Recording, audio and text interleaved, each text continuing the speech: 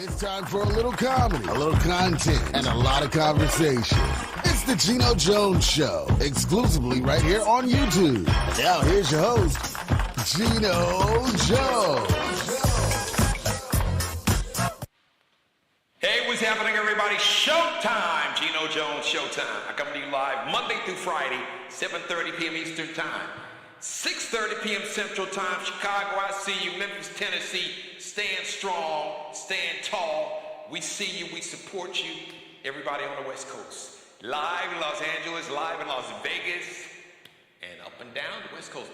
4:30 p.m. in the afternoon.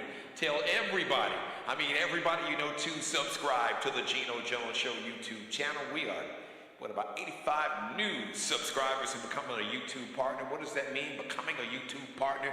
That means YouTube will monetize my YouTube channel and my media company.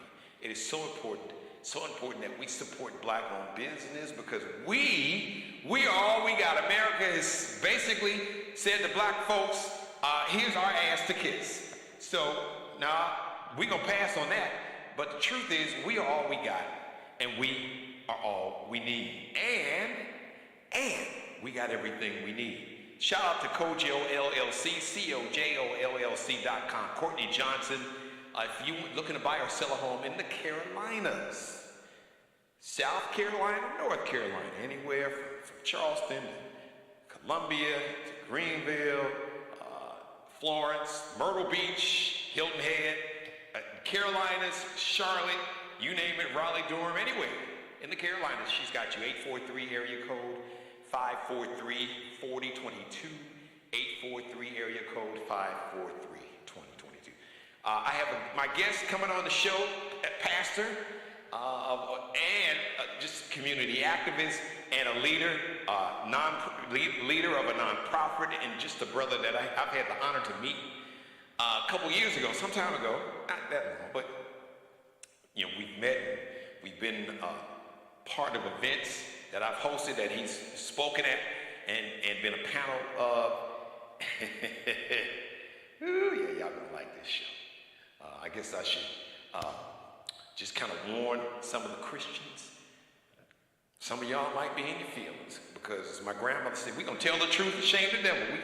We're gonna talk about Christianity. And look, I ain't a pastor, not at all, but I'm a human, and we're gonna talk about people who say that they are Christian, but whose actions and behavior says something entirely different. I call it the Jesus-free version of Christianity. Oh, I know that triggered you right off the bat from the go. What? How can you got the nerve? Are you judging me? Jesus-free version of Christianity. All right, let's talk about it. And we can just go through history.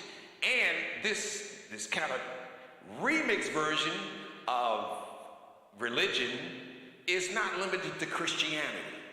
All right, the same issues throughout history have gone through from Christianity. The same observations that I am making tonight about Christianity, I've actually made the same observations about man-made religion, all right? Be it Christianity, Islam, Judaism, Hindu, Buddhism, you name the religion. All right, but let's from the Crusades, way back in the 11th century, 1095, when you had Pope Urban II, who called for the Pope. Can you imagine? You had a Pope, the 11th century, 1095, a Pope that called for a holy war? Really? A man of God, a Christian would call for any type of war? What happened to loving thy neighbor? So we can go back to the Crusades and how Christianity has been used and weaponized to prop up slavery, Jim Crow, the Holocaust, bigotry, hatred, misogyny, sexism. That is the history of humanity. That is not my opinion. That is a fact. Yes, you've had those who were self-proclaimed Christians whose actions and behavior more align with the man that they claim to love so much, Jesus Christ. Now, it seems like some have been reading a different version of the Bible. Some Christians, especially now, seeing how Christianity's been weaponized, this racist, remixed, white Christian nationalist version of Christianity has been weaponized, and it's weaponized bigotry and hatred, racism, division, dividing us as humans, Christians and non-Christians alike, the misogyny, the sexism, and these handful of people, a lot of them are billionaires and some that are getting funded by billionaires, they have weaponized, and it's not just Christianity. You can look at what's happening over, look at Bibi Netanyahu, who's basically the Jewish version, Israeli version of Orange Hitler, Donald Trump. If you look at what's happening in Gaza right now, if you look at Putin and how he's not just invaded Ukraine, but how he has launched drones into Poland. People that call themselves, who say that they're Christians, but whose actions and behavior is completely antithetical or opposite to what the ultimate Christian that they say that they love and worship so much, Jesus Christ. So how can you weaponize all these things? But it's done for money and power, and it has always been done for money and power. So here's an exercise. When you run into one of your MAGA co-workers, associates, family members, and they talk about, that dude, the orange dude in the White House, he's such a Christian. Really?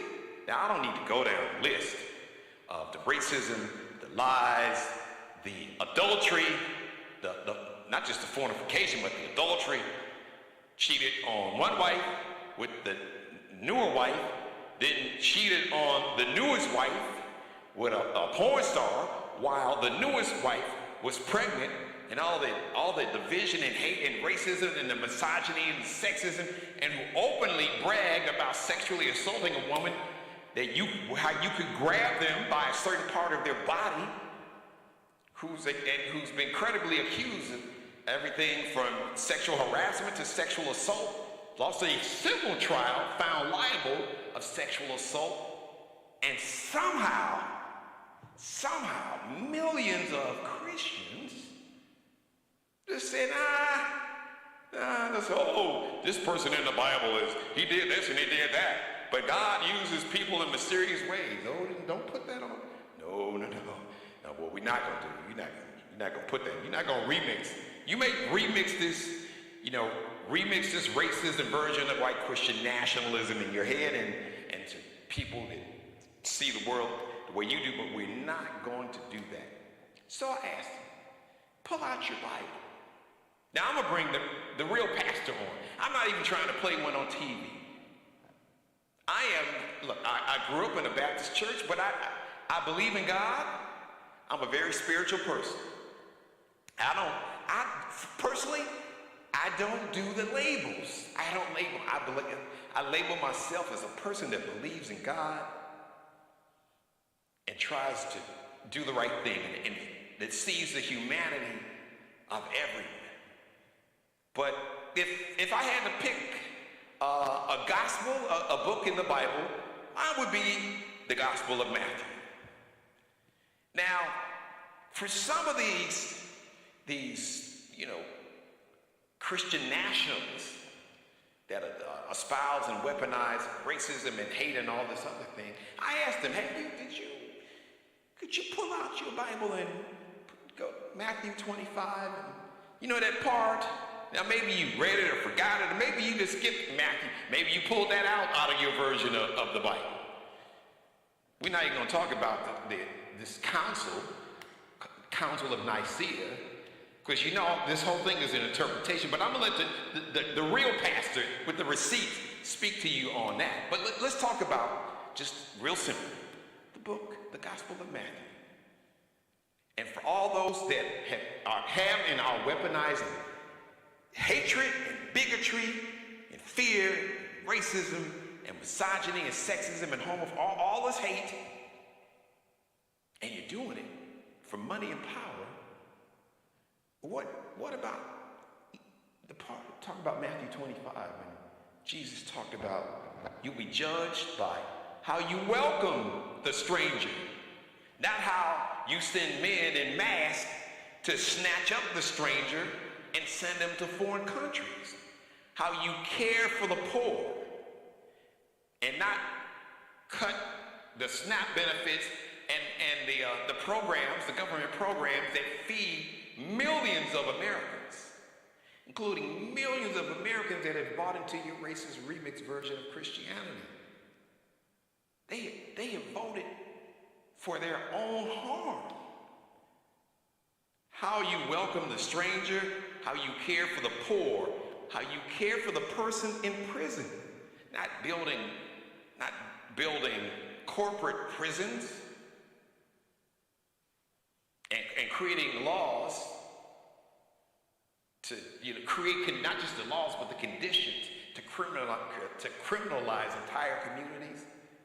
On the part in Matthew 25, Jesus said, you'll be judged how you care for the sick.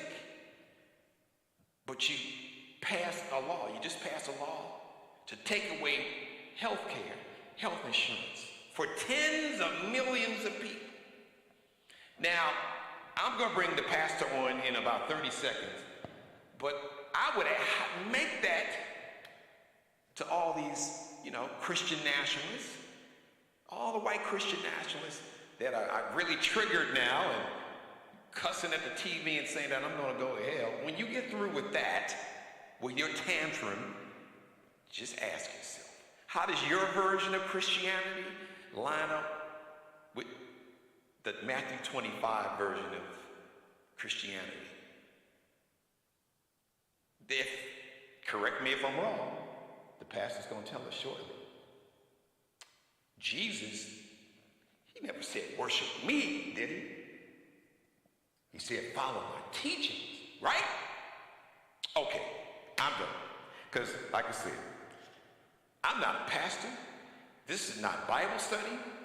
This is just me making an observation, trying to make sense out of how you've got millions of people who claim to be Christians, but they have their own special remixed version. Christian nationalism. They've been open about it. But all the actions that go with that reflects division, hatred, bigotry, racism, misogyny, sexism, oppression, harming people, not caring for the poor, not welcoming the stranger, not caring for the person in prison, not caring for the sick, none of that. So I'm just trying to make it make sense. So my guest, like I said, he's the pastor of Grace Reformed Episcopal Church. He's leader of a nonprofit, just community activist, social justice warrior, and had to check somebody recently. I got a chance to witness a panel he was on, and somebody was basically coming on with this remixed racist version of Christianity, this Christian nationalism. And this good pastor had to say, hold on, wait a minute. What we're not going to do is that we're not going to lie. I'm not going to let you all lie on Jesus. Because you say one thing, but your actions and your behavior say something else. So welcome, Pastor Tory Liferidge. Pastor Liferidge, I don't know if I need to apologize. If there was anything that I got in error, I've never taught Bible study. I'm not a Bible scholar. I didn't go to theology school. I'm just making an observation, but just some of the basic stuff that my mother taught me when I was a little boy, and when I did have to go to Sunday school, and the time when I have gone to church. So please, if if I sound misguided, if I got anything wrong about how I'm trying to reconcile, because I hear people, they talk about, like their boy said, 2 Corinthians, which should have told everybody everything, 2 Corinthians. But I hear so many people talking about their faith in Christianity, but then their actions and their behavior and their words, it don't add up. So I'm just trying to make it make sense. So maybe you can make it make sense, or maybe it doesn't make sense, and I just want you to speak to that. Well, first, let me say thank you for the invitation to be a part of this conversation and dialogue. It is so needed, especially in the current climate in which we find ourselves. You did a really good job in hitting a lot of major points that need to be highlighted, because literally we have a biblically illiterate society now. And with the influx of the use of social media platforms and reducing biblical studies to more, clips and sound bites, and that's what really is providing a foundation for so many people that we're experiencing a surface level understanding of Christianity, if we want to use that. I'm like you. I don't really like labels, and most people don't realize that term Christianity actually was started out as a derogatory comment for the followers of Jesus. Oh, wow. It was really mocking them as little Christ, right? I did not know that, Pastor. Thank you. Please, would you repeat that for the folks watching? I don't think most people knew that. All these years I've been living, and I did not know that the term was created as like a slur almost. Am I right? A pejorative.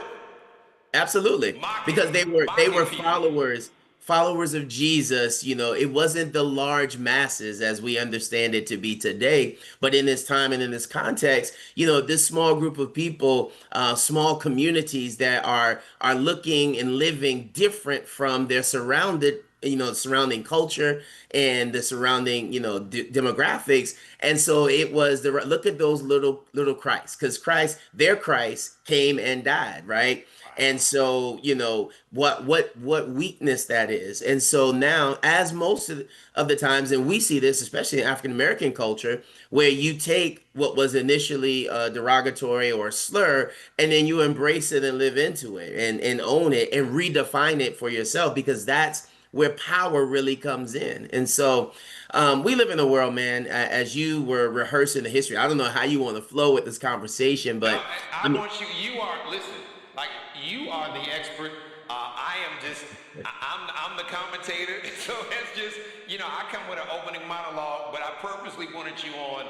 So wherever this conversation needs to go, whatever we need to dispel and unwind the myth, and how, like I said, once again, this remix version of this Christian nationalism that embraces and that has leaned into it didn't just happen. I cited history. Christianity has always been propped up by the Klan, by those who embrace slavery. They utilize Christianity like a prop. Jim Crow laws, the Holocaust, people don't even realize that. You had a segment of Christians that propped up the Holocaust. And I could go on and on and on. You can explain that better than I can. So I just want you to speak to how humans, man and woman, has kind of remixed it. But it seems that in the remix, very few times have I seen or heard any of these Christian nationalists speak to the Gospel of Matthew, because all the action and behavior that I see, Pastor, is totally opposite or antithetical to those basic teachings in terms of welcoming the stranger. When I see a government and a state sanction people literally being snatched off the street, violently sent to foreign countries, when instead of caring for the poor, I see a government that has eliminated food assistance for millions of people, even people that voted for them. I don't see caring for the poor, caring for the person in prison, And I damn sure don't see that these people who espouse this version of Christianity caring for the sick when they supported a government that has taken away health insurance, health care for millions of people. So I'm just trying to reconcile that. Maybe it's me, but the two, like I said, I don't see them syncing up. So you speak to that any way that you need to speak to it, so maybe we can understand it, or just call it out and maybe make a call to those who say they're Christians, but really are trying to live and walk in that light of Jesus in terms of, like we said, welcoming the stranger and caring for the poor and caring for the sick. Well, yeah, I think it's important to start with looking at this kind of reductionist version of Christianity that we find being espoused by so many in our current times or current climate.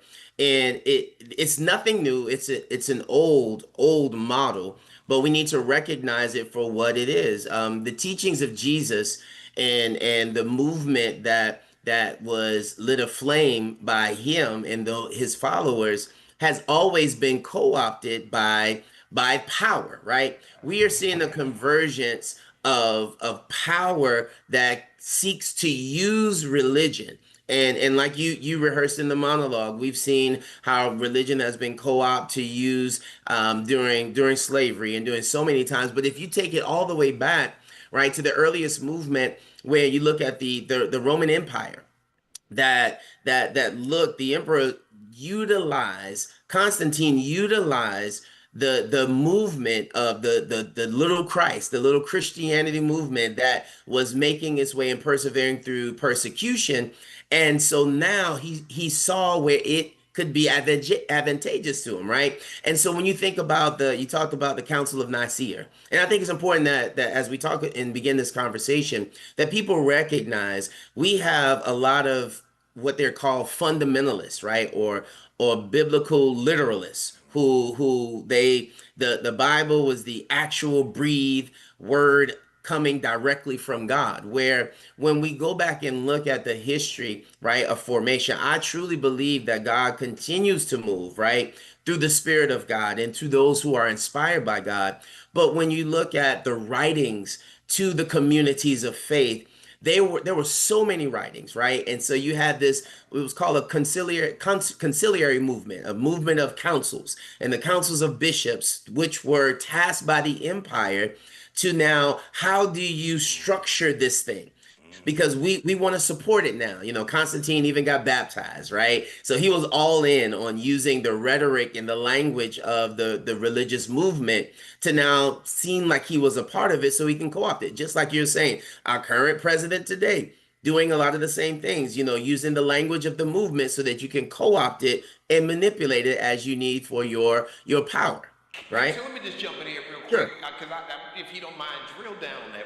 Because a lot of people don't understand what you just said about these different versions of the Bibles. And King James Version, that's a whole nother story. I don't think a lot of people realize the oldest Bible is in Ethiopia, but they never want to talk about Coptic Christianity, because I always say, well, you know, do you understand the origin where Christianity started? And especially to those that practices remixed racist Christian nationalism, their head would explode. It's like, do you understand where really all started? But I think he made an important point, is that this was men, humans, that kind of remixed and interpreted their interpretation of what they wanted God to say for their agenda, this Council of Nicaea. When did this all happen? So Council of Nicaea, and don't hold me to the exact, but I believe it was around 324, 325 in the Common Era, right? Wow, And so you're talking about years, decades, almost a century, after the Jesus movement, right? Okay. And it was even after the Jesus movement in early, first, second century, you had well after that then you had some of the writings that started to happen, right? As people got older, and because there was a thought that there was going to be an immediate return of Jesus, right? And so the followers didn't need to write. Why are we going to write? Because, he's coming back, and we're going to be gone. And so as that happened, then you started to see the writing, because then it shifted to how can we make sure that we are going to be able to sustain the church and the community, right? And so you had writers. Paul, the Apostle Paul was one of the main ones, wrote the bulk of the New Testament. And to your point, if you look at Paul's and trace his journeys, right? His missionary journeys and planting, it gets cut out in the retelling of the narrative, but they try to cut out, Northern Africa and out of the story, and we place it in what? No, that's where a lot of the journeys, the early faith movement, early communities of faith, that's where there were, but we don't hear about that. And even when we do hear about that, we hear about it as if Northern Africa is not Africa, right? You know what I mean? Like it's the better part, Right? right? Or Like, whatever. well, Egypt is not, that's not Africa. Did you look at a map? Exactly. So when you have that, and then you have these writings to these communities. Now, here's the thing that I would say. These writings are genuine writings to these communities in faith, inspired, right? I truly believe that's why there's power in them. I do believe that they're sacred, right? But then when you have these councils of bishops that are tasked with how do you organize this thing. And so that's what we talk about, the canon, the Bible as a canon, which is a collection, right? And when they were putting together, they were trying to hash out which books need to be in there. How do we tell this story? How do we capture the story? So it's not made up, but it is definitely kind of selective, right? And I don't believe that it was selective on a basis of trying to be disingenuous. I truly believe that it was how do we best, for the best interest, how do we best tell the story? But it is you cannot deny that it was men, right? And so some of the books that were left out that didn't make the cut, when you look at the Catholic Bible, they have, the Apocrypha, which has like the Gospel of Mary, the Gospel of Thomas, right? So these are other gospels that did not make what the canon that we now call the Bible, the Old and the New Testament. And then when you get into the different versions, right, you got to go from the translations from certain languages, the original languages, into, like, when we say King James, that was tasked with, translating it into a language. Now, this is a time where you don't have Xerox, right? So you have scribes. And so sometimes there were things that were written in the margins by some of the note takers that after pass it and try and translate it, for the 30th time, is this part of the original? Is the notes part? So you have all of that to consider. Now, I don't Pastor, let proclaim. me ask you, sorry to jump in, Sure. because I'm curious personally, a point of personal privilege. What the original language was written in what? So you have the Old Testament was Hebrew, Okay, so I thought and I just want then that was in my guess in my head, but I didn't want to sound stupid. I wanted you to confirm or just I knew you knew, so thank you for that. yeah, Old Testament Hebrew, and then you have the New Testament in mostly Greek, right? And then you have some of the early translations that would, you have the influx of the Vulgate and Latin, and then translations to into the English, to King's English, right?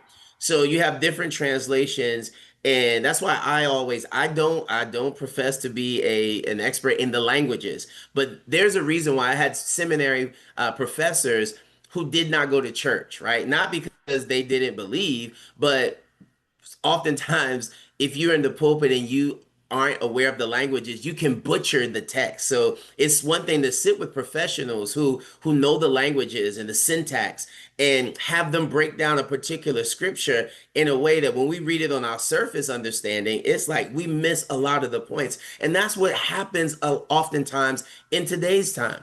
You have people, I had somebody that came at me one time because I had the audacity to say that God still speaks. Because in their mind, God is bound. God already spoke one time, is captured in the Bible. And so therefore, we've shifted to where it's worship of Bible. And as you said earlier, worship of Jesus.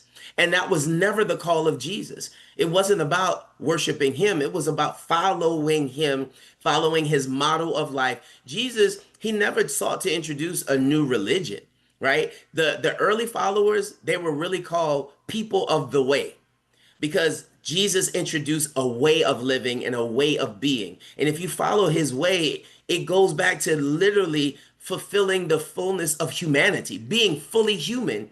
And if we can learn to be fully human, and this is me, I'm of the belief that touching the divine is literally learning to be fully human.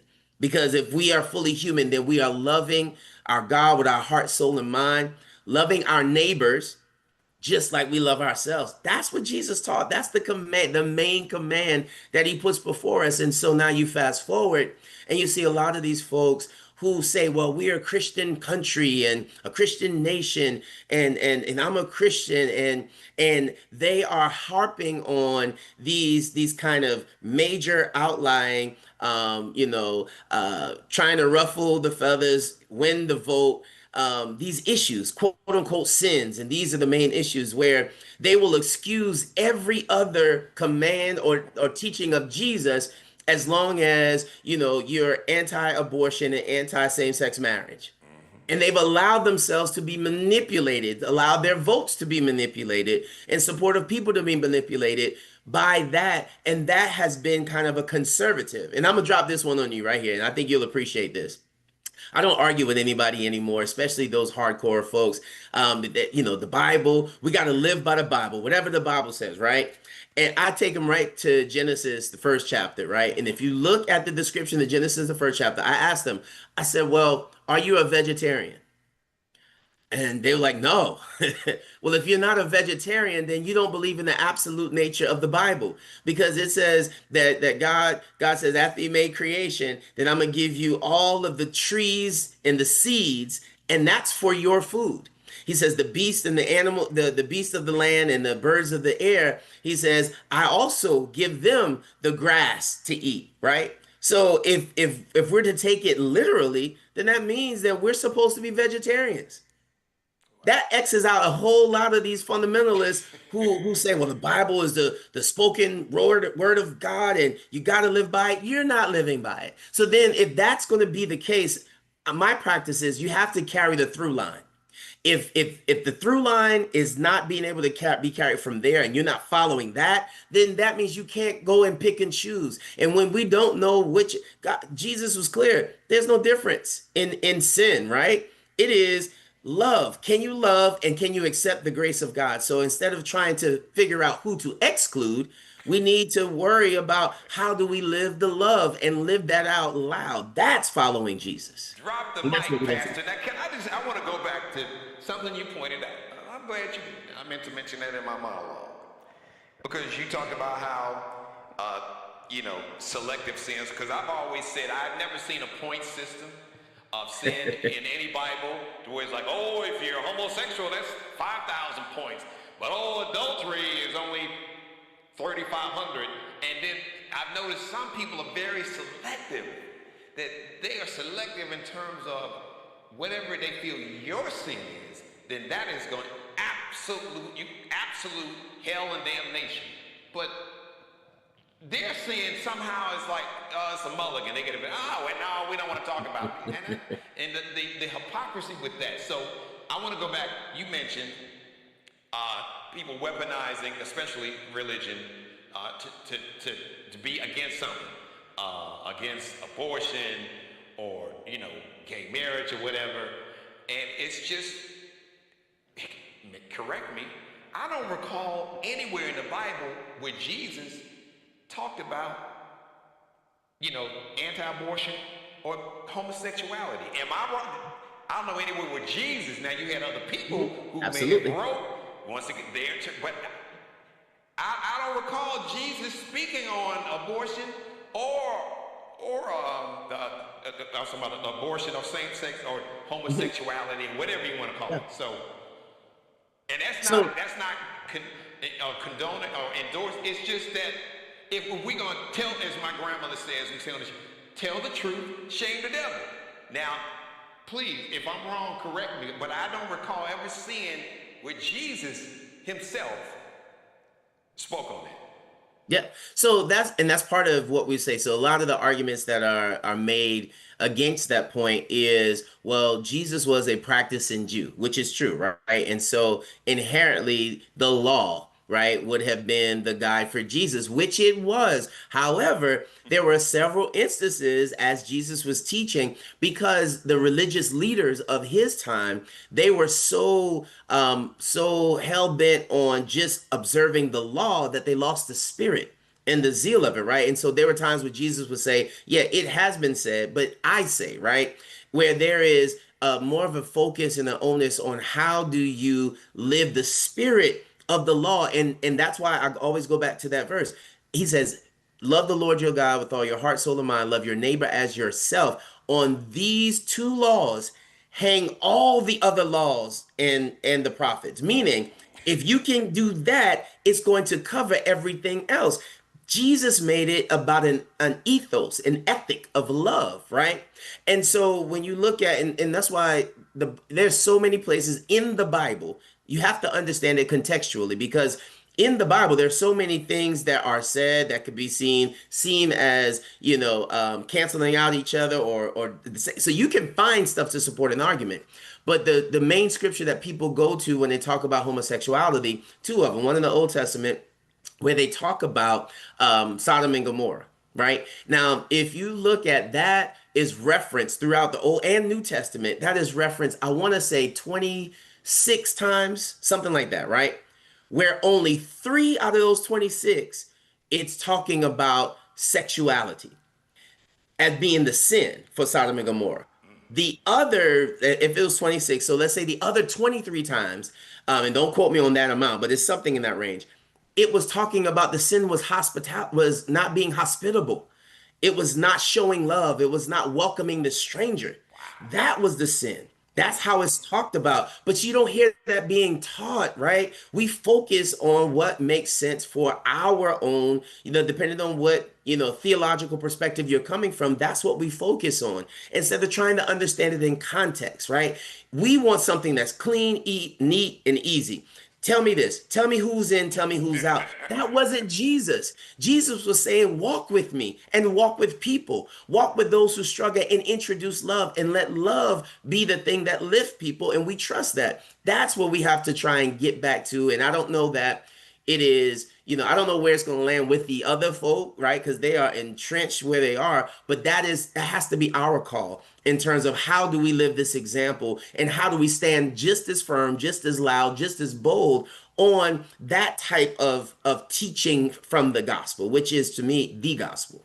Well, I would make an argument. I always say this to speak to those as part of this MAGA cult, that the same hatred is coming for you. Mm-hmm. It may be racism coming for me, but it'll be classism or just elitism, or these billionaires that really don't give a darn. I'm gonna be nice because I got you on pastor, so I gotta respect you and my mama. My mama's heard me. I'm grown, so I don't. But these billionaires that really don't give a darn or a damn about none of us, and they have weaponized this remixed racist version of white Christian nationalism to pit and divide poor and working class white people. So when they snatch your health insurance, which they've already done, and they snatch your SNAP benefits, your food assistance, and they snatch your housing vouchers, and they snatch your health care, and you or your parents or your grandparents die, and your kids can't eat, or your grandkids go hungry, but they'll say, well, yeah, but you're still white. But you'll be white, broke, sick, hungry, and dying, just like everybody else. Just like now that, we don't know if everybody could get vaccinated. This country virtually had eliminated measles. So now folks are like, well, we don't know what the vaccine, but the funny part is these people in government is telling you to question science. These are people that can't spell science. There's never gone to medical school, that have no receipts. So I just want to segue my question. It may even come out as a statement, commentary, but it is a question. Because we understand I said it, you said it even more eloquently, I think, for me, how those in power, like I've been saying, hatred and bigotry, racism and misogyny, hate and fear has always been big business. Absolutely. And people who are in a position, not all, but there's so many examples of history to where societies of those quote unquote leaders in power and that had the wealth, they have utilized and they have co-opted and hijacked not just Christianity, like we said, all the religions, the major religions, and they have used it as a prop and weaponized it to divide the masses to give them more money and power. So my question is not so much for them, but for those in the faith community. I know you, so I know you've had this conversation. I don't know with how many, but I'm going to tell you what I don't see myself, and I understand a lot. I've been in the media for over 30 years, so I understand a lot of this is intentional. That's why I say it's so important that we have black-owned media and support all black-owned businesses and institutions, because nobody's going to tell our story better than us. Folks don't even want your story told. And if they do, they want their version of your story told to make you look bad, make you look criminal, sinister, immoral. But they don't want the story of your black excellence. I digress. Let me bring it back home. I haven't seen, for me, enough of quote unquote, because whiteness is a made up con. I call it, it's a con game. It is one of the greatest hustles that the Europeans that created this, they call it a social construct. That's just a fancy way of saying this, it is a con. They created this con of race to once again pit groups of people against each other so they can profit and gain more power and profit. It is a hell of a hustle. I grew up on the south side of Chicago. I've seen some hustles, but this racism and misogyny and sexism is right there with it. It's a hell of a hustle, excuse my French. But I haven't seen, for me, enough the white pastors who are Christian who know that this is a con and this is BS. And I would argue, you can correct me, Pastor, I would argue for a layman, it looks blasphemous. To where you would basically pimp and hustle and prop up and weaponize Christianity and the Word of God and Jesus' teachings, and you weaponize it to do the exact harm that Jesus spoke against in this Bible. So I don't have you, is there something, I'm sure there are conversations going on. I don't see enough pastors speaking out. Would that be a fair criticism, a concern? And like I said, I know there are many reasons, and I understand that the media has an agenda, and they understand that chaos and hate sells, so they're in it for money too. That's a whole nother story. But still, there are enough pastors, because it seems like all these white mega churches are, brought into this MAGA. So I could be wrong. So I want you to educate. Is that a fair observation? And why are not more white pastors calling? Because they are men and women of God, of faith like yourself. They should be the most irate. Well, you have, and here's the thing, right? So it is not a monolith, right? Just like we as African Americans, we're not a monolith, right? And unfortunately, there are people who are doing great work and who are advocates and speaking, but they don't have the megaphones, right? They don't have the super platforms. And so there are, They'll invite them on. They'll invite somebody else with that BS, but they don't invite those pastors. Exactly. Now, I will say this. A lot of my, and I spoke about this in my sermon on Sunday. A lot of our, because I saw an excerpt that I used from one of a white pastor, trying to explain, some of the unrest from the last week, and even in doing so, you can hear in his language that conservatism was synonymous almost with righteousness.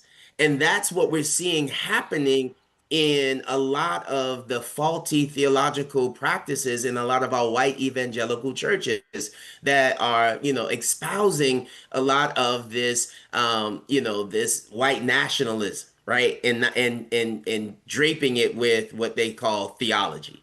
Right. It really is. And that's why when you see my pastor actually said something that was powerful. He said, oftentimes when something hits you, right, and it motivates you, that means that it's speaking to something inside of you.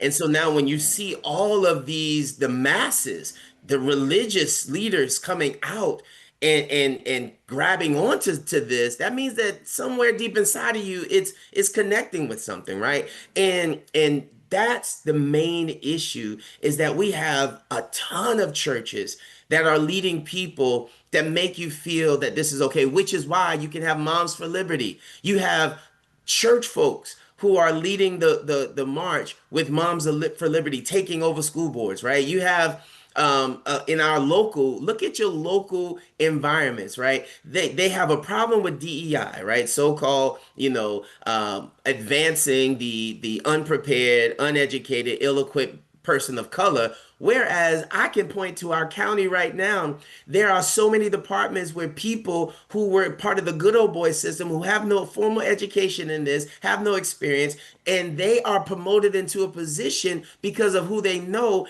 and they got people under them that are frustrated because they're doing the work because that they don't know how to do. It's happening across the board. You know what I mean? And so when you go back to there's a book, a lot of our folks, some like him, some don't, but I thought his book and his work, Ibram X. Kendi, right? His book Stamped from the Beginning. Damn But right. part of that talked about what you were talking about, that the introduction of race, where you have, uh, enslaved Africans, and you have debt slaves that are white Europeans, and they are beginning to work together. And when you have, the threat of a revolt because they have the numbers, then you start treating the white debt slaves a little bit better, so that they feel that their fare in life is a little bit better than that. So I want to hold on to this. That has carried on, where now you have poor whites who are voting against their own interests because they feel like they're a part of something, not recognizing that the main people who are telling them and purport, and continue to support it, they got millions, Billions. right? They got positions. Their families are taken care of. Cutting, Medicare or Medicaid in our state it's not going to hurt them, but it's going to hurt you. And they don't realize that because they're caught up. So we have to peel this very complex onion in terms of all the ways that it affects, and we can see it displayed. But at the end of the day, it is, when you talk about it from a faith perspective, it is, we have people who do not take serious the teachings of Jesus, and they allow themselves to be co-opted by, this quote unquote patriotic movement, and looking at the flag as being so much more important than the values of following Jesus. All right, Pastor, I'm about to drop this stink bomb in the studio here. This is gonna be fun, and then I want to circle back and ask if you see any hope in terms of some of the more and more quote unquote white Christian pastors that know that this is BS. But here's the stink bomb. I'm not saying the majority, because I don't see a vast majority. I don't even see a significant number. Well, let's put it this way. I see a number that's significant enough that for me is disturbing. And what I see is when you got black pastors that Yes. is parroting this same racist remix version of Christian nationalism. Speak to that. Yes. That's the So, smoke bomb. Now I know some folks really upset. but I'm telling you, it's spot on. Go back to when it was, I believe it was George W. Bush, right? When he Yes. was running. And if you notice, part of their strategy was to get, I believe then it was gay marriage. It was gay marriage Yes, and, that was and it. something else on the ballot. And you know that he carried a lot of Southern religious black folk because, again, being co-opted by this pseudo sense of righteousness, by some trivial understanding that, if we just keep doing what we've been told is supposed to be, the right way of being, this is biblical, without understanding context, without even trying to dig deeper theologically, but accepting that, then we fall prey. And so I'm glad you said this, because that's the other part. We can focus on the day, what we see in our day, and a lot of our white evangelicals and white nationalist Christians, but we got a lot of black folk who fall susceptible to the same exact thing, man. And even if they aren't there, we have too many who are silent, who don't want to speak, Come on, who that don't part. want to ruffle the feathers, who don't want to stand in the public square and speak truth to power. Whereas, especially in our culture, it has been the role of the pastors for a particular reason, because we are not beholden to the power structure. We don't have to worry about them trying to cause us to lose our job when you are a full-time pastor, right? So if it's, I'm saying, let me be clear, because I know we got a lot of bivocational pastors, but if you are a full-time pastor, then it is your responsibility to advocate, to speak truth to power, to stand in the public square, to actually not be just, so they call it radical, but it's espouse the teachings of Jesus, right? Jesus took it. They say we're not supposed to be political. Jesus was political because his religion was the politic of that day. The religious leaders was the political leaders in his society. So speaking up to them, he was very, very political. And we have to do the same when the leaders are not acting in accordance to who it is that we're supposed to be. We say that we're a Christian nation. That's foolishness. We've never been a Christian nation, right? Because if that's the case, we would put more money in solving our issues of our unhoused brothers and sisters, of poverty, of hunger, if we were truly a Christian nation. Going back to what you were saying in Matthew 25. So stop it. Let's stop lying to ourselves. I love it. I love it. I'm just curious, as I was listening to you talk about some of those, especially black pastors who are silent. Why do you think they're silent? Man, and I found this to be the case, especially with some of the older generation, and the younger ones who came up under the older generation, because we've been fooled that there is some sort of decorum that we should espouse in this role as clergy, as the spiritual leader and advisor, and we'd rather trust in this pie in the sky. God is going to make it all right. One day, somehow, God is going to make it all right, instead of realizing that we are a part of the God making it all right. That's why we are called. That's why we respond. That's why we say yes. That's why we say, hey, here's our life. If you look at the prophets in the Bible, they weren't prophetic because they were telling the future. They were prophetic because they used their entire life to be the message.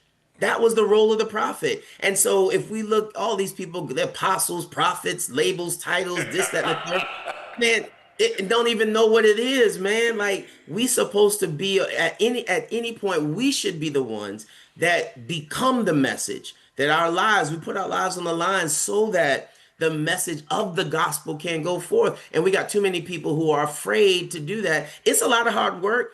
You got to have tough skin. I mean, it can cost you a lot of things, trust you me. But at the end of the day, you got to have it in your your soul's consciousness, that this is who I know God has called me to be, and this is what I have to answer for. And a lot of people say, you know what? Let me just get my family comfortable, and I'm gonna leave the rest to God. And I guess they don't think that they will eventually have to answer for that on Absolutely. Judgment Day, that maybe they'll, get a pass and be like, all right, okay, you didn't really follow my teachings. You wasn't welcome. The stranger, you embrace an ideology, and people who were not welcoming the stranger and not caring for the poor, the sick, or the person in prison, but because I like you, Yeah, you got a pretty beautiful family and nice car. And, okay, well, you get a pass. Yeah. I'm just, I, It, I don't know if it's gonna go. Personally, you know better than me, Pastor, but I don't know when that judgment day, when that day comes. Good luck with that explanation. but I'm telling you, Jesus said it best. He said, "Man, there's gonna be some that come to me and say, Lord, Lord." And you're like, depart from me because I don't know you. Right? I only know those who actually followed me and sought to become like me. That's who I know. I don't know you. Yeah, you call yourself a Christian, but I don't know you. I love it. And that's what Oh, he's I love it. You created a great visual. I can see like, who are you? Next. yeah. Hey, security, please escort this one. Next, elevator waiting over there. Yeah, man, it's sad that we live in this time, but we don't have enough of this type of dialogue too, in terms of getting it out there because these conversations, I will say, going back to a point you made earlier, they're happening in silos. And that's what I do find encouraging that they are happening in silos. And I got some white brothers and sisters who I will go toe to toe with and stand shoulder to shoulder because they're about the work. They're about the work of the gospel. You know what I mean? And again, even in that, we don't have to fully agree on everything, but it's the core things that have to matter, right? And at the core is what Jesus taught. And so it's happening in silos, but from the national discourse that get caught up in social media, you're right. Nobody wants to see the unification, right? We need the drama. The drama is what sells and what gets the clicks and what continues the revenue flow. So, Pastor, I don't know these pastors' name and these men of faith, men and women. I don't know their names personally, but I'm going to speak to them. We need you, white brothers and sisters, that understand that this weaponized version of Christianity is even bad for people who don't have melanin like your people. So we need y'all. We need you to speak up and speak out. Come back on the show with Pastor Liferidge. Come on back, or he can send you. As a matter of fact, he don't have to come. Or y'all can come together. Because we as we say on the south side of Chicago, it's like, hey man, come get your boy. You need to come holler at your girl. Come get your people. Okay? Now we are all part of the human race, but we've got these tribes and what. Get your people. Holler at them. Okay? Get them to understand that the folks that they worship this idolatry of people who are the antithesis of anything Jesus like.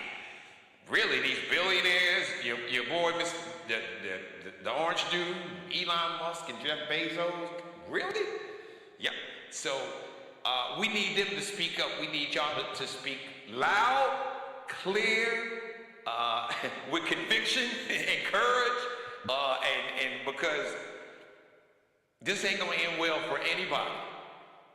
But once again, those few, like you said, back in the Roman days, it's that handful that utilize and weaponize and use Christianity and other forms of religion and prop it up and weaponize it so they can benefit and have more money and power and not give a damn about any of it. So the invitation is open, Pastor Liferidge, Pastor Torrey, so please, I'd love to have some of these white pastors too, because some of y'all, especially the men, y'all wasn't rocking with, Kamala Harris, and it was just a matter, because for me, Pastor, we're living at a time where it's not even about, like I talked about labels, it's not even about a political ideology. For me, what I see, it is a simple choice.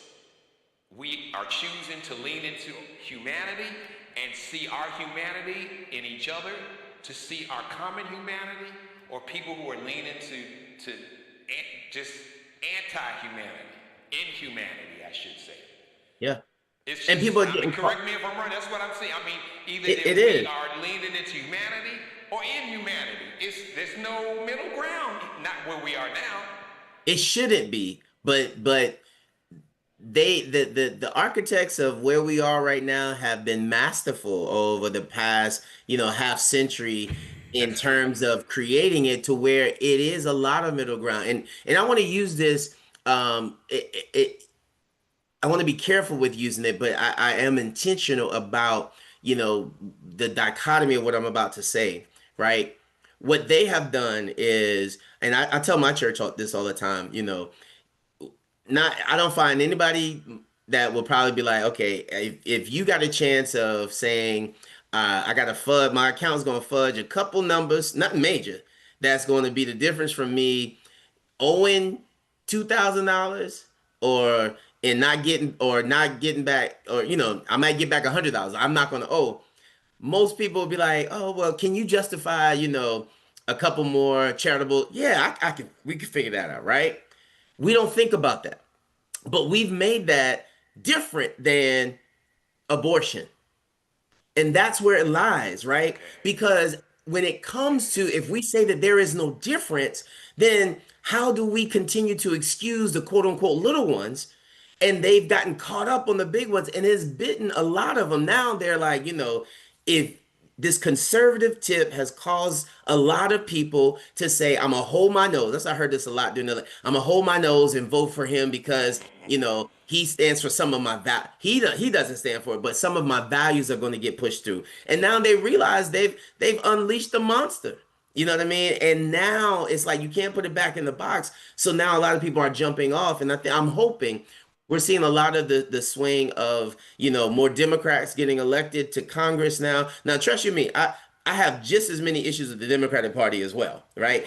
If I could just live with a big I, that's me because I'm about policy solutions. I'm about what's good for the benefit of the people. So, and both parties have issues in my eyesight, but when it comes to doing a lot of the work that I do on the ground with people, then when Democrats are in office, some of those faucets flow a little freer. Yes, And we absolutely. have the resources to do it. And so you just gotta learn where we stand. But yeah, I think a lot of people are starting to have that buyer's remorse because they're recognizing how they've been co-opted, how they've been used, but these hot button issues.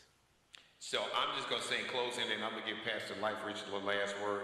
All right, so for some of you Christians out there that's kind of bought into this, this red hat, MAGA, national white Christian nationalism, and it's a Christian nation, and the white men are supposed to be the ones in power and have all the jobs, and all the women are supposed to stay at home and have babies and take care of the house, and the black women shouldn't be nowhere around, and black men, we don't give, and Hispanic folks. So, but you claim that you are a good Christian, go to church every Sunday, Bible study.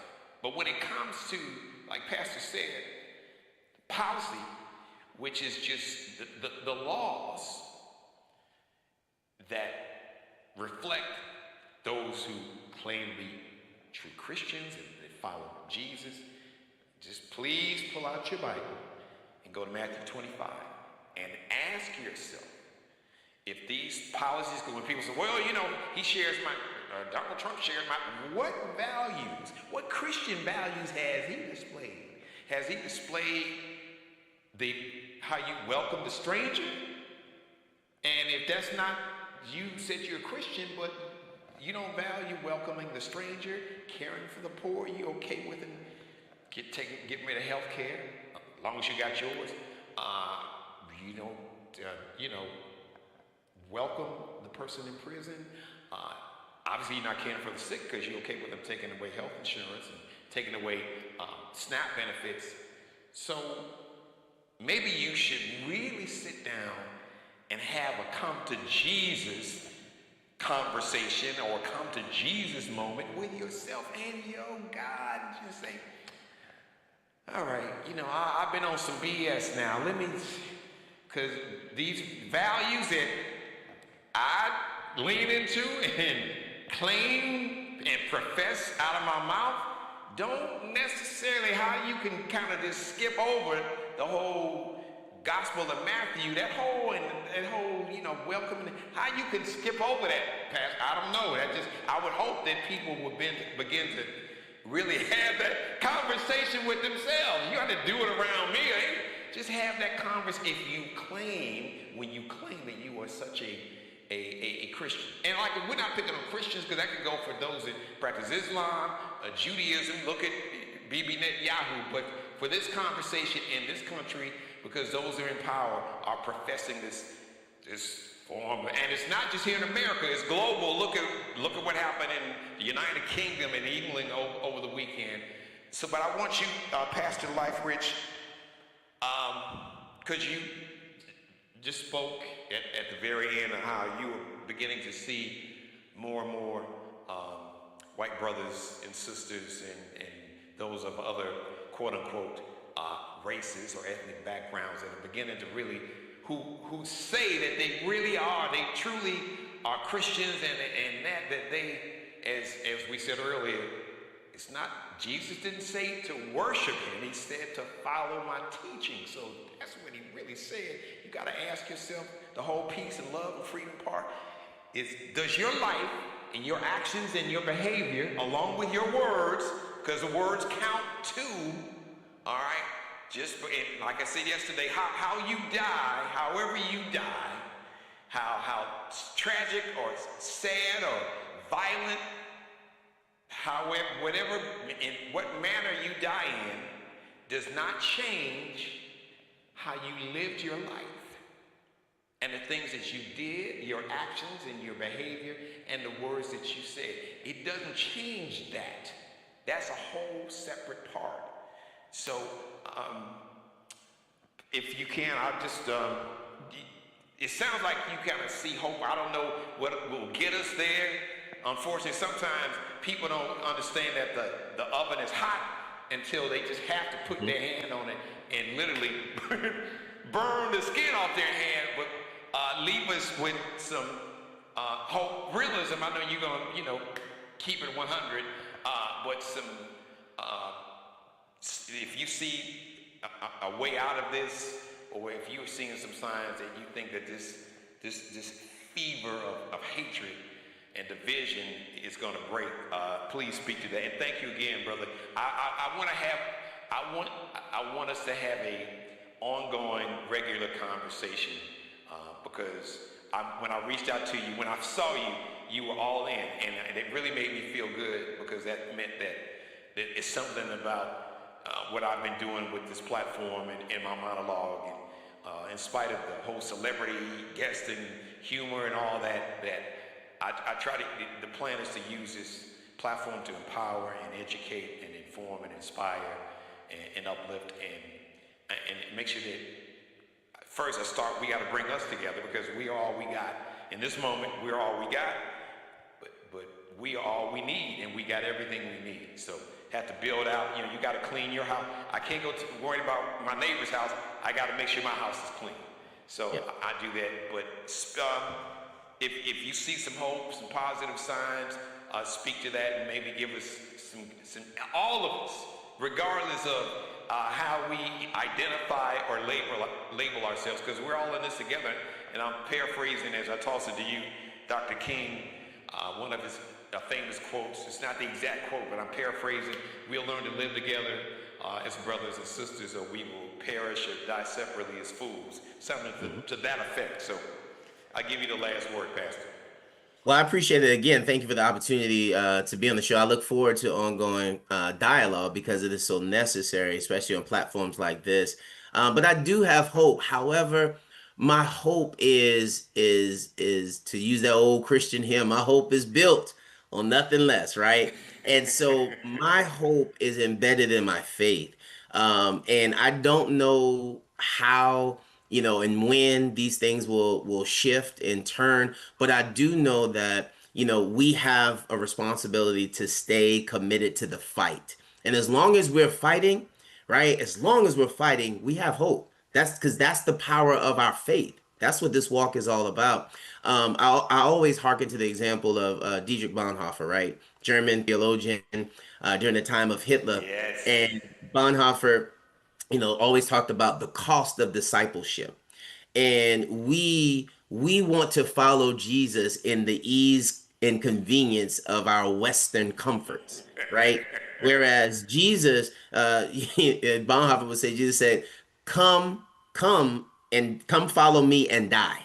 That's the call of Jesus. So it's a cost to it. So much so, Bonhoeffer was a pacifist, but he saw that the threat of Hitler was such that he became a part of a plot to assassinate Hitler, right? You talk about political religious violence, right? That and so he died being executed. He was hung because of his participation in that. But he believed so much so that the threat of the evil of Hitler was antithetical to who he was and what he believed about God. Now, I mean, that's for him to decide in his own journey, right? I'm not saying yay or nay. I'm just saying that it's that type of cost that we have to have. And so I have hope now that there are more and more folks who are awakening and who are desiring for a more authentic walk, who are rejecting the notion of this kind of reduced Christianity and surface level faith and are digging. And the more you dig, you're going to have no choice but to encounter the true God in us that requires us to do much more. And so the more that we commit ourselves to spreading that gospel and to sharing those types of testimonies and examples, then I think the more that we're going to see more people awaken. And that's my ultimate hope. And so I'm going to leave you with that and say the next time you go to Chicago, bring me back some Harold's chicken with the mild sauce, man. Come on, bro. Well, while I'm at it, I'll bring you some Garrett's popcorn too now. Yes, sir. Yeah, that's right. I'll bring you and me both some. I like the wings, so I'm gonna get all wings. So I'll get you like light or dark meat. Dark man, dark. Okay, you want the dark? I'm with you there, boss. And listen, for you cult members out there just watching, hate watching, understand, listen to what Pastor said. He didn't suggest that we should basically do what Mr. Bonhoeffer did. He didn't say that at all. But he's saying that that we have to stand in the breach and, like you said, fight. Yes. Non-violently. Yes, absolutely. When he first came on, because see, I know how some of y'all will try to. Oh yeah. Thank you for that one, because that's right. Oh yeah, because I already know they're trying to chop it up and like, well, Bonhoeffer he did it. He tried to assassinate Hitler, and are you? No. We're not gonna do that. No. Right, we're not gonna. No, so just stop, and I will apologize ahead of time to the pastor, but you stop with the bullshit. We're not gonna do it. I'm gonna close with it's Jean Jones, my grandmother, who raised me along with my grandfather Conway Jones, who I'm named after. She said, "Jeannie, tell the truth, shame the devil," and that's what we do. Pastor Tory Liferidge, oh my brother, listen, I want us to have a regular conversation at least once a month. You kind of, because you may see something, you may see or hear something, or it's something where the Spirit will put something on your heart and in your head to where you feel that, hey, listen, G, I need to come on, we need to have this conversation. So you are part of the Geno Jones Show family. So anytime that the Spirit speaks to you on that, if we hadn't talked, you call me, and whatever episode, whatever day that I don't have a guest book, you will come on, because I think we gotta re-engineer the algorithm, which is just a set of instructions. Algorithm is a fancy word for set of instructions that social media and all these different platforms, they have been engineered basically to respond, and things that promote division and hate and violence, they are programmed, especially when people come on them. Then that means that those set of instructions are going to tell that app that you are using to send more, to send more, to send more. So we got to reverse engineer this thing, and so we can do it by taking advantage of platforms and shows like mine, and we can reverse engineer this thing. Because Conway Jones taught me as a little boy, he would say, Jeannie, you do what you want to do when you want to do it bad enough. How Love bad it. do you want to do it? Pastor Liferidge, I'm sure can we follow you on social media? I'm sure there's plenty of pearls of wisdom and inspiration and truth. So let everybody know where they can follow you on social media.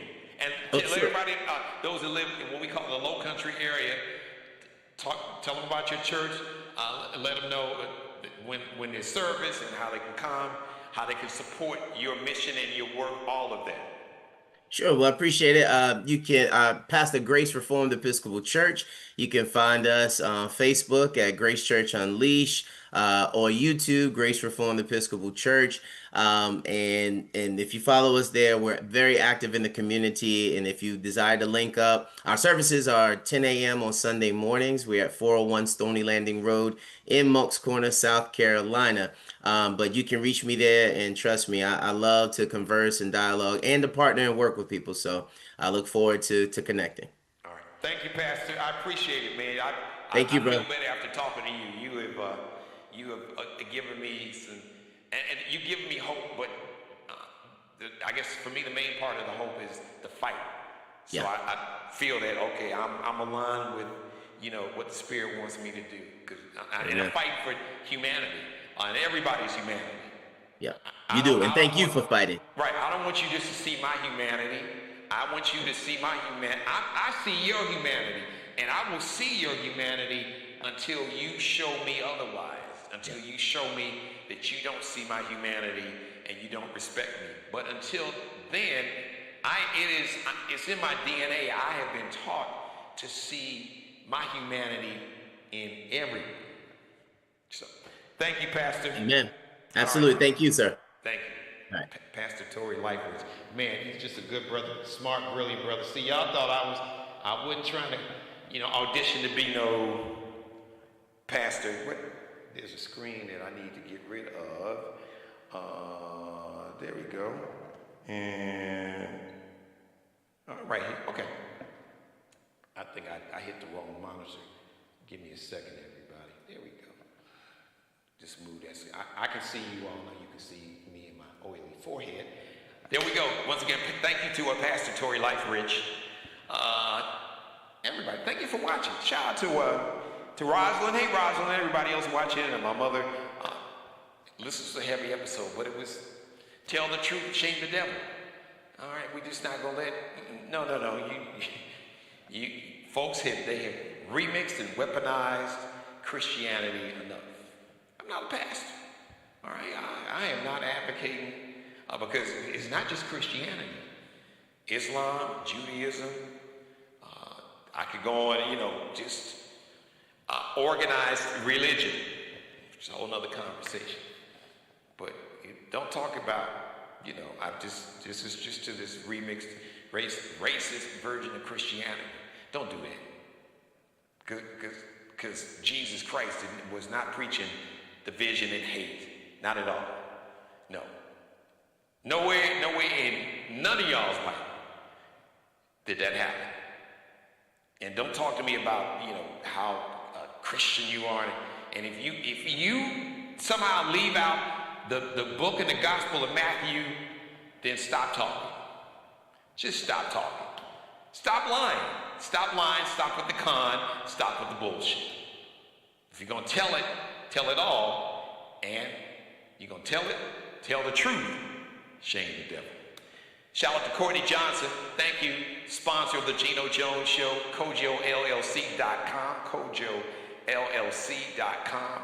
CEO of Kojo LLC. So if you're looking to buy or sell a home anywhere in the Carolinas, South Carolina, North Carolina, give her a call, 843-543-4022, 843 area code 543-4022, 843-543-4022. Courtney's Corner will be coming back pretty soon. We had a great conversation, Courtney's Corner, from last Thursday. Shout out to Mr. Markel Bailey, the official barber and hairstylist for the Geno Jones Show. CEO, designer cuts here in the Charleston, South Carolina Metro. Check him out on Instagram, Kelby Cutting Up, KELBECUTTINUP. Allie Jones, the official wardrobe consultant and stylist for the Geno Jones Show. Check her out on Instagram on IGLX.NCL_LX.NCL_. Mr. Bruce Gage, wardrobe consultant and stylist for the shows. I'm Button the Blazer. We got the Mario Uomo label. Oh no, I had the Mario. He is Mario Uomo on Instagram. It's Miglio Di Mario Uomo, Migliodi, Mario Uomo is Uomo. So type in on Instagram Bruce Gage or Mario Uomo. Mario, Mario Uomo. And it'll come up. The next live edition of the Geno Jones Show is going to be on Wednesday. Working Eagles Wednesday, 7:30 p.m. Eastern, 6:30 p.m. Central Time, 4:30 p.m. out on the West Coast. Once again, I want to thank my guest, the pastor of Graceland Reformed Episcopal Church, Pastor Torrey Liferidge. Thank you, my brother. Thank you. And thank each and every one of you. I love you. And we'll see you live Wednesday, 7:30 p.m. Eastern Time. Subscribe and tune in to the next episode of the Geno Jones Show, exclusively right here on YouTube.